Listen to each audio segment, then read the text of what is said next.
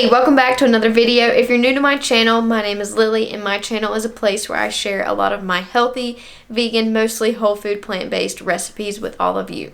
So today's is an exciting recipe. It is a carrot cake, and it is so darn delicious. I'm not even kidding. You guys are gonna love this one. And I'm so excited to try more cake recipes.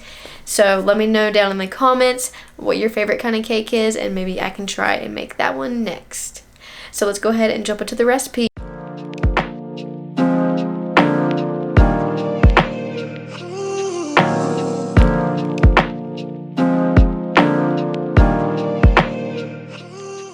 So the first thing I'm going to be doing is adding in my carrots to my food processor. So I have 3 very large carrots, and I'm just going to dice them up.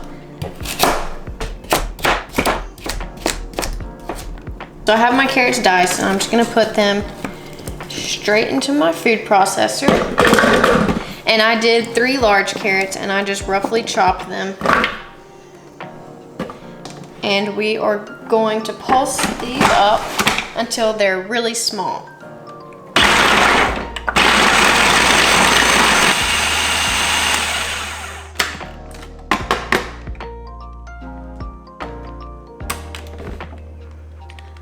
So this is how tiny you want them to be.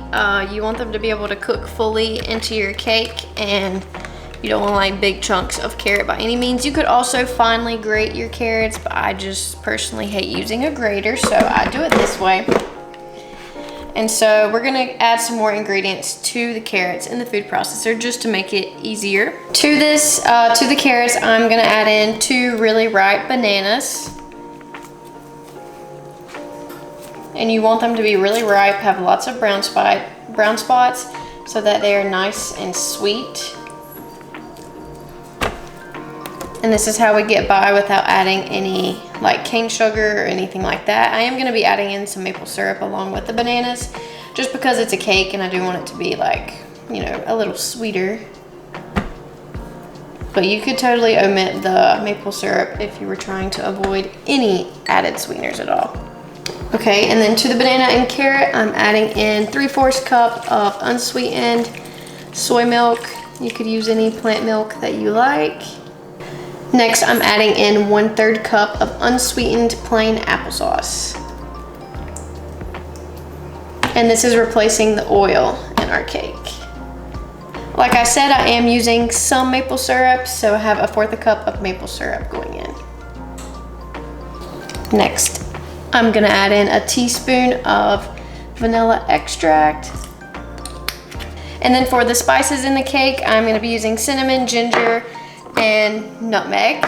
You could also just use like an allspice seasoning along with the cinnamon, or you could even use like pumpkin spice, something like that. So I like a lot of ginger, so I'm gonna be doing 1 teaspoon of ground ginger. You could also use fresh ginger if you have it. This is just what I have on hand right now. And the nutmeg, I'm only gonna do 1/4 teaspoon of nutmeg. It is a little strong in flavor.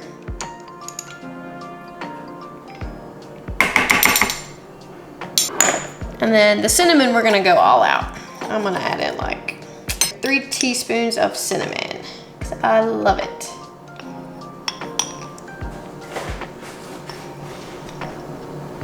And then I'm also gonna do 1/4 teaspoon of salt.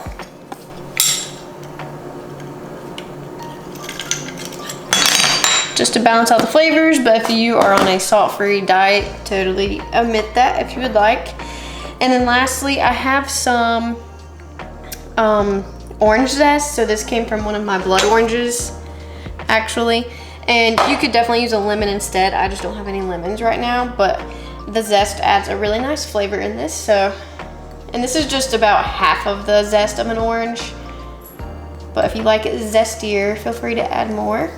And then I'm just gonna pulse all of these ingredients together before we add our dry ingredients.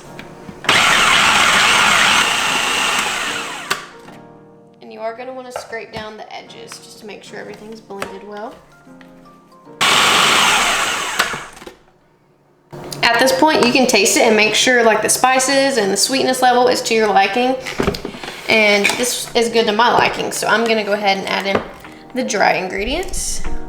Okay, and to this, we are gonna be adding in 1 cup of oat flour, and I blended my oats earlier, so I have the oat flour ready to go.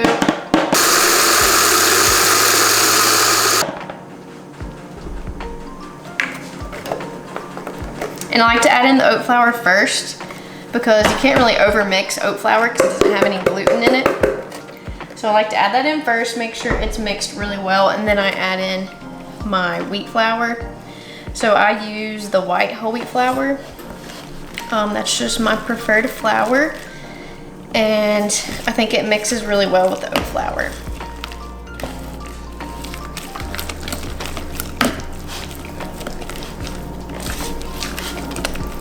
All right, so we got that nice and incorporated, and I'm just gonna measure out my white whole wheat flour. And do make sure you measure using the cup and spoon method. So spoon in your flour into your measuring cup and then level it off. And you don't want to pack it at all. All right, just gonna put that straight in here. To this, I'm gonna add in my baking powder. So I'm gonna be doing a tablespoon of baking powder. We don't want this cake to be flat. And then I'm gonna do a ½ teaspoon of baking soda.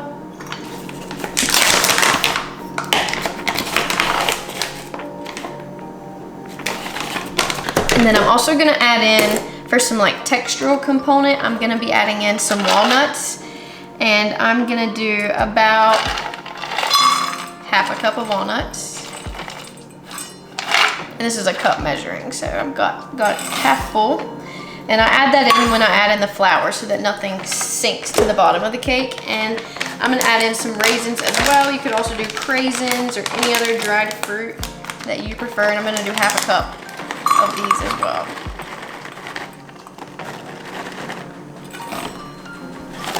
And then you just wanna mix it all together and kind of fold it in. You don't wanna like mix it too hard because you have added in the flour, which has the gluten now. You don't wanna overmix and have a dry, dense batter.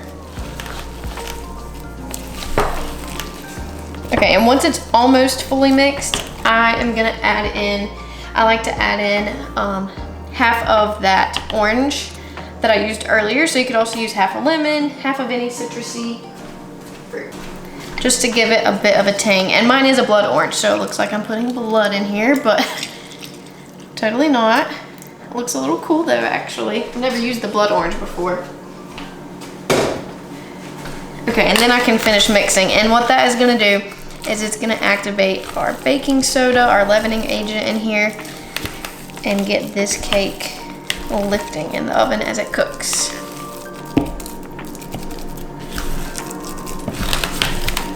Okay, so it's all mixed as you can see, and you don't see any flour. I'm just gonna get out a pan and line it with parchment paper so that it doesn't stick. I'm gonna be using a 13 by 9 baking tray. You can use any size pan you want. You just have to adjust the cooking times as needed.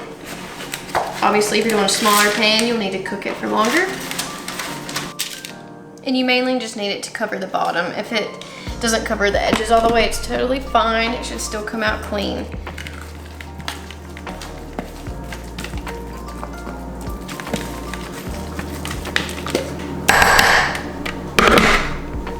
And just spread it as evenly as you can.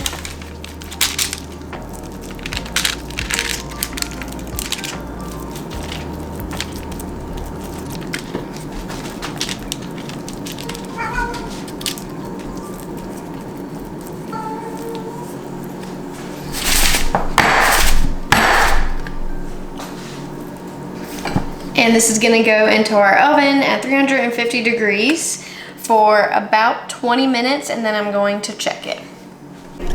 Okay, so it's been 30 minutes and I just took it out of the oven. I'm just gonna let it cool for about 10 minutes.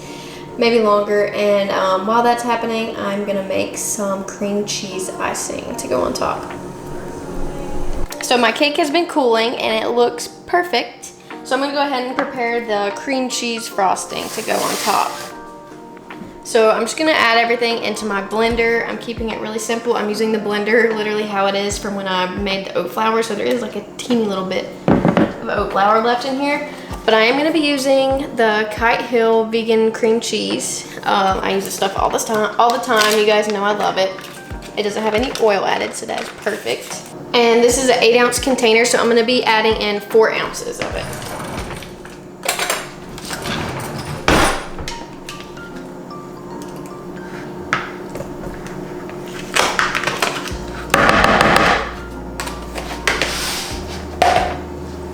And to help sweeten it, I'm actually going to be adding in another banana. May seem weird, but it's good, trust me. And so I did have a lemon lying around. I thought I didn't have one earlier, but I found a half a lemon. So I'm going to be throwing that in here as well. If you don't have a lemon, use whatever acidity you can find. You could use apple cider vinegar as well. Ah! Shooting lemon juice everywhere. And then I'm gonna add in literally like the teeniest amount of soy milk, and I'll add more as needed.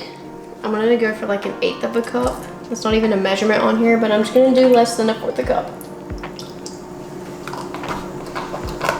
And last, I just need some vanilla extract.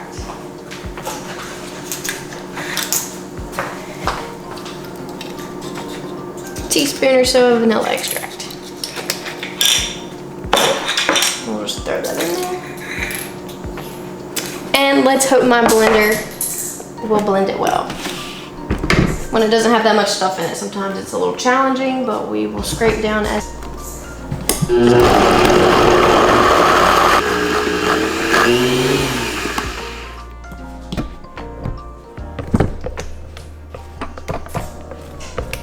Give it a little taste. That was good. It is a tad tangy, so I'm gonna add in a tablespoon or 2 of maple syrup. And that is optional.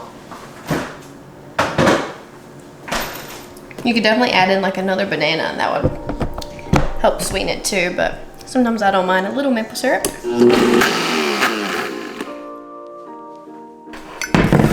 Okay, and I'm just gonna pour this back into my little measuring cup because I am gonna put it in the freezer for a few minutes to get it to really thicken up.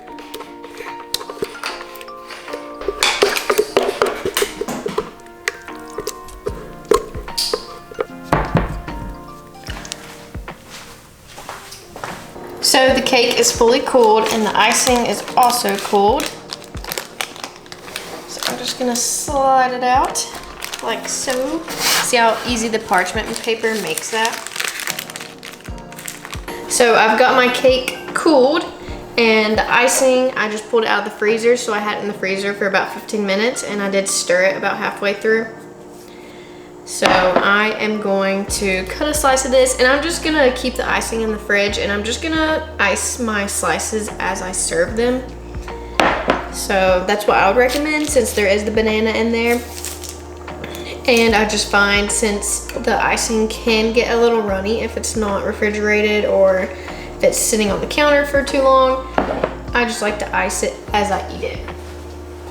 So I'm gonna cut a pretty big slice.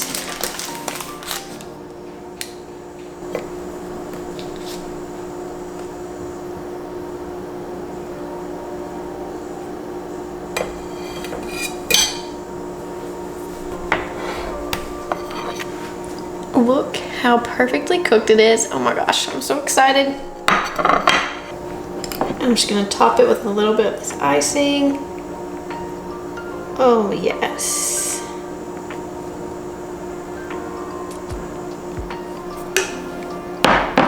This looks divine. I'm just gonna top it with some cinnamon.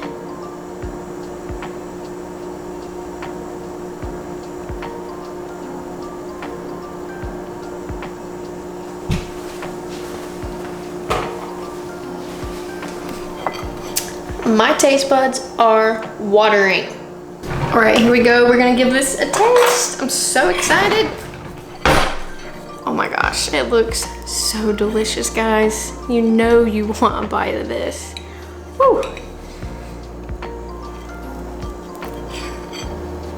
Wow.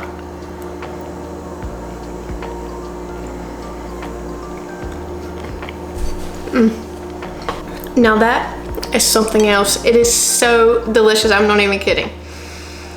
I love the walnuts and the raisins in there. The spices are perfect. Like the little bit of nutmeg in there really sets it over the top. I can't believe how delicious it is. And it's so healthy for you. Oh my gosh. I love the icing too. It's tangy like a cream cheese. Obviously creamy from the KiteHill cream cheese, but not overly sweet because we sweetened with bananas and just a little bit of maple syrup. Dude, honestly, non-vegans will love this cake. It's that delicious. Definitely perfect for family gatherings and stuff like that. If any of you try this, please let me know what you think. All right, now I'm gonna go eat this whole piece of cake, maybe some more. I'm gonna try to restrain myself. It's gonna be hard, but you know, this is a guilt-free dessert, so I don't have to try that hard. If you made it to the end of this video, please comment down below and let me know what your favorite kind of cake is. And maybe I can try and make your favorite kind of cake, vegan, mostly whole food, plant-based, next. So as always, don't forget to give this video a thumbs up if you enjoyed the video, and please subscribe to my channel. I will see you guys very soon in the next video. Bye.